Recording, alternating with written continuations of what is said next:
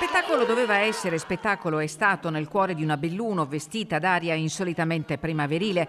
Il viaggio coinvolgente e gioioso della fiamma paralimpica ha toccato il capoluogo dopo aver attraversato le Dolomiti bellunesi. Visibilmente commosso il sindaco Oscar De Pellegrin, plurimedagliato atleta paralimpico per 6 edizioni. Io ho avuto l'onore qui nel 2006 portando la fiamma a Belluno proprio sull'ultimo stadio, quella di Torino.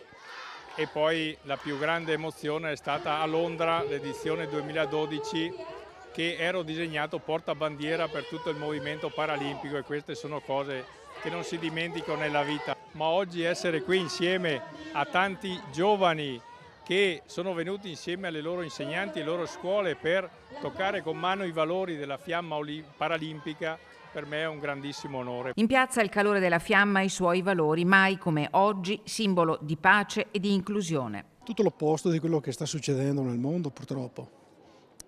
Speriamo che sia un bel segnale, insomma, per tutti. Nonostante l'orario e la giornata feriale, davanti a Porta Dante ai lati dell'Easton numerose persone. Io personalmente ho avuto modo di vivere anche l'esperienza di Torino 2006 come volontaria, e quindi il fatto che Belluno possa accogliere di nuovo questo grandissimo evento è sicuramente un momento fondamentale per trasmettere anche a questi ragazzi i valori connessi allo sport soprattutto. Io faccio parte come servizio civile di un'associazione dei mutilati e invalidi del lavoro, e secondo me lo sport può rappresentare un po' una rinascita e comunque una speranza per le persone con disabilità. La trovo molto più importante. Dispiace solo che, essendo una giornata lavorativa, non c'è tantissima gente, però insomma chi c'è penso abbia capito il valore di questo momento. Per l'evento grande mobilitazione della protezione civile e delle forze dell'ordine chiamate all'ultimo miglio dell'Olimpiade, che ha richiesto un impegno straordinario.